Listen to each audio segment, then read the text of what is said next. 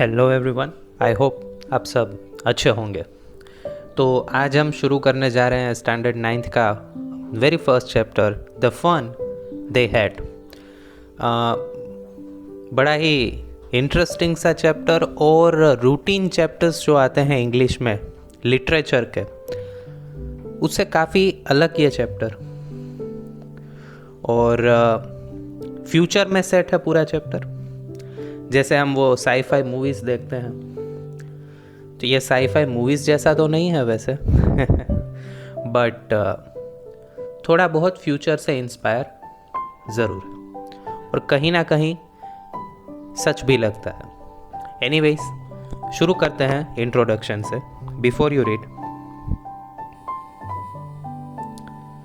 The story we shall read is set in the future when books and schools as we know now them will perhaps not exist। पे जो पूरी story है वो future में set करी गई है, जब शायद जिस तरह की स्कूल में हम आज पढ़ते हैं और जिस तरह से बुक्स वगैरह का यूज़ हम आज करते हैं वो शायद फ्यूचर में एग्जिस्ट ही नहीं करेगी।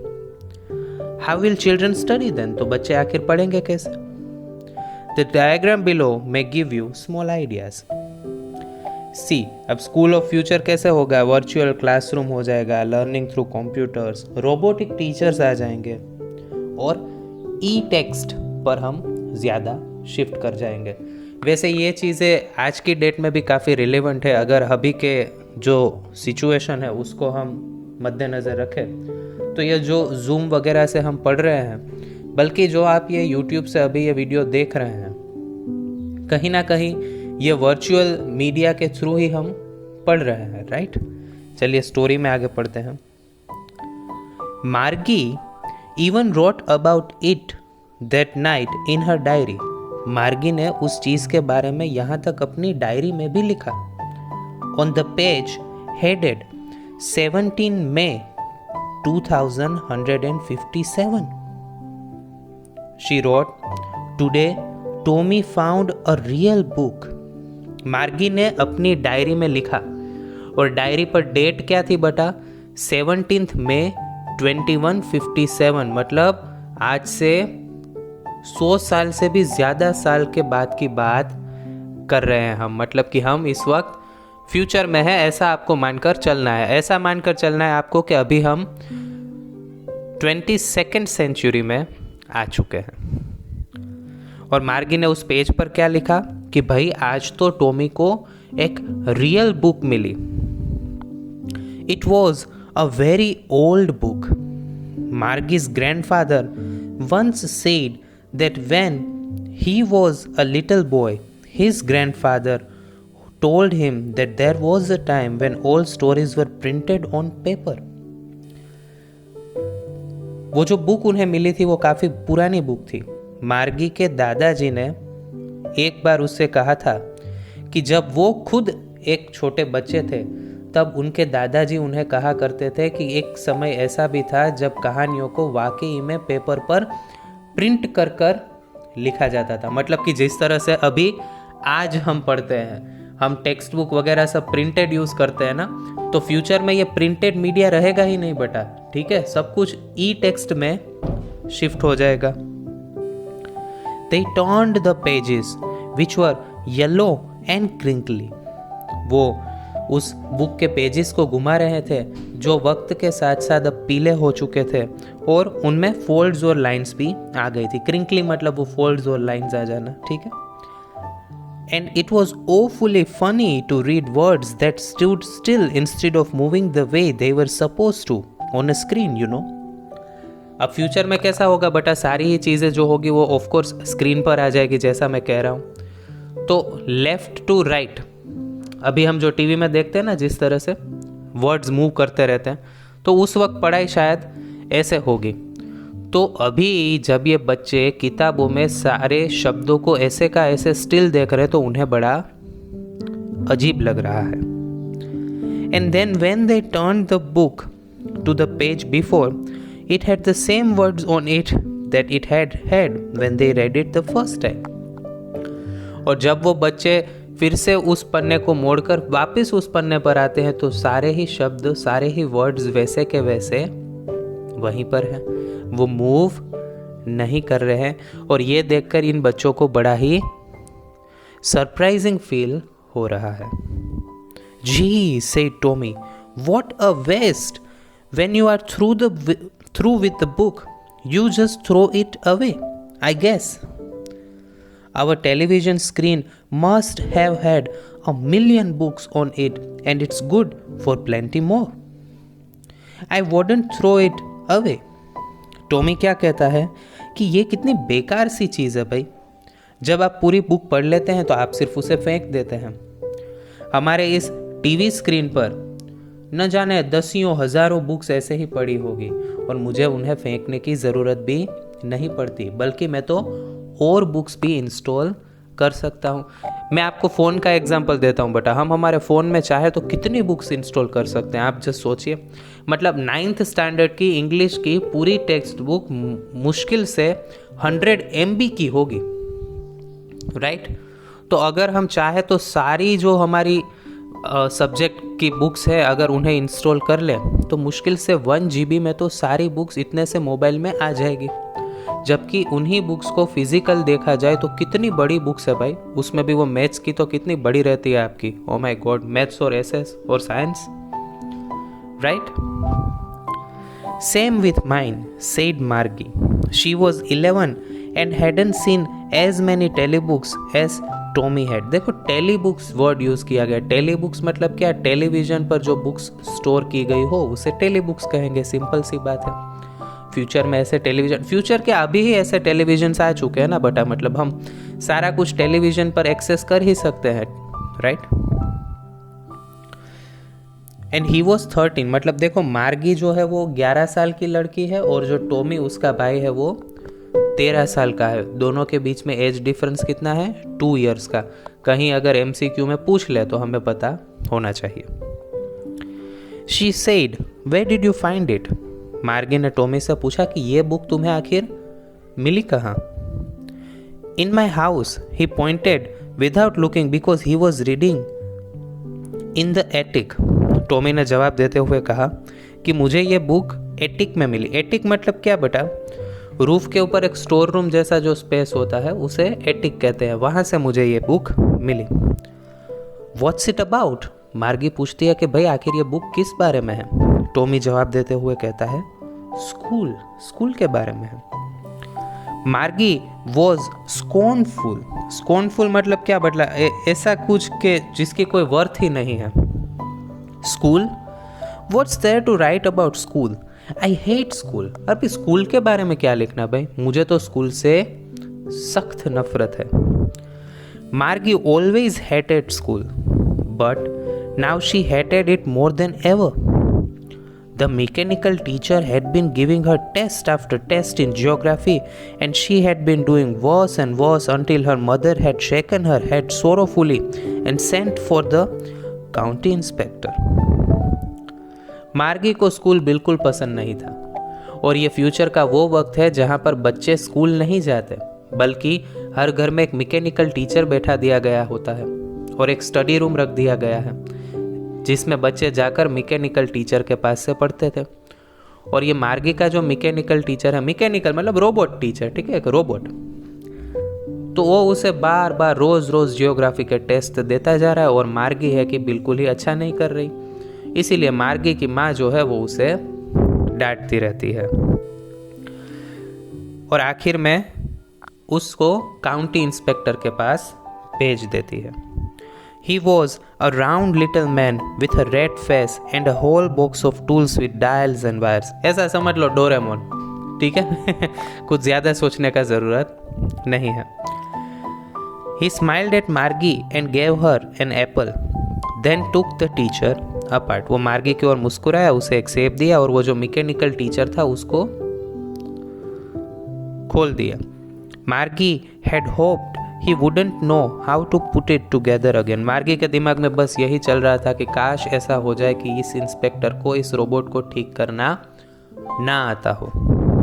But he knew how, all right. And after an hour or so, there it was again, large and black and ugly, with a big screen on which all the lessons were shown and the questions were asked. लेकिन 1 घंटे के अंदर अंदर उस inspector ने पूरे ही robot को फिर से ठीक कर दिया और मार्गी ने फिर से देखा वो बड़ा सा भद्दा सा जिसके ऊपर काली स्क्रीन थी जिससे वो सारे ही लेसन्स पढ़ती थी, वो रोबोट फिर से ठीक हो गया था. This wasn't so bad. The part Margie hated most was the slot where she had to put homework and test papers. अब ये मैकेनिकल टीचर में क्या है बेटा, एक स्लॉट बना हुआ रहता है. वो एटीएम में कैसे पैसे निकलते हो स्लॉट होता है ना, तो ऐसा ही स्लॉट बना रहेगा जिसमें आपको अपना होमवर्क और टेस्ट पेपर सबमिट करवाने हैं और अंदर कंप्यूटर खुद से ही सब कुछ चेक कर लेगा. और मार्गी को ये चीज़ बिल्कुल पसंद नहीं थी. She always had to write them out in a punch code they made her learn when she was 6 years old, and the mechanical teacher calculated the marks in no time. अब ये जो मैकेनिकल टीचर है वो हमारे words तो समझ नहीं पाएगा, इसीलिए वो पंच कोड के थ्रू उसे सारा सबमिट करना पड़ता था, जो मार्गी को जब वो 6 साल की थी तभी सिखा दिया गया था. The inspector had smiled after he was finished and patted Margie's head. He said to her mother. Inspector जो आया था उसने मार्गी की मोम से कहा, It's not the girl's fault. इसमें इस बच्ची की कोई गलती नहीं है, Mrs Jones. I think the geography sector was geared a little too quick. अब हुआ क्या था बेटा कि ये जो मैकेनिकल टीचर का जियोग्राफी का सेक्टर था उसको हाई लेवल पर सेट कर दिया गया था. अब मार्गी उस चीज़ को समझ ही नहीं पा रही थी, इसीलिए मार्गी जो है वो उसका आउटपुट अच्छा नहीं आ रहा था. Those things happen sometimes. I have slowed it up to an average 10-year level. वो काउंटी इंस्पेक्टर कहता है कि मैंने फिर से इसको अच्छे से सेट कर दिया है 10 साल के बच्चे के लेवल के मुताबिक. Actually, the overall pattern of her progress is quite satisfactory. यहाँ तो ये बच्चे की जो प्रोग्रेस हो रही है, मतलब कि मार्गे की जो प्रोग्रेस है वो तो काफ़ी अच्छी है. And he patted her head again. Margie was disappointed. She had been hoping they would take the teacher away altogether. मार्गी ये सुनकर बड़ी निराश हो गई. मार्गी को तो ये होप था कि ये काउंटी इंस्पेक्टर जो है वो इस टीचर को यहाँ से बिल्कुल दूर दूर ले जाएगा.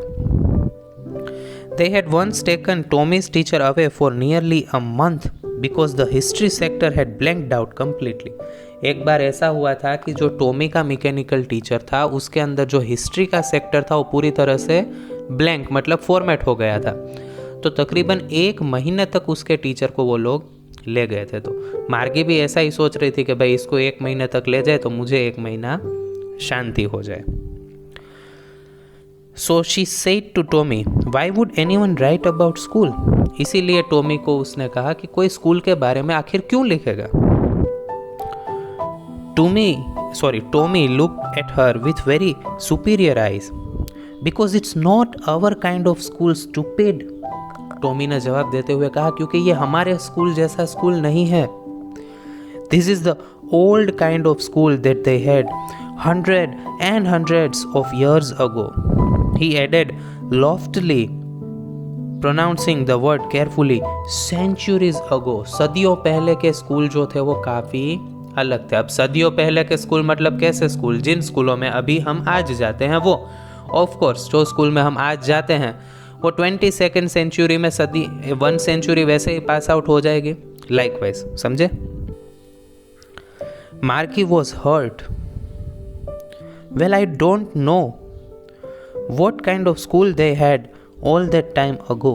She read the book over his shoulder for a while, then said, anyway, they had a teacher. उनके टीचर तो थे ही भाई.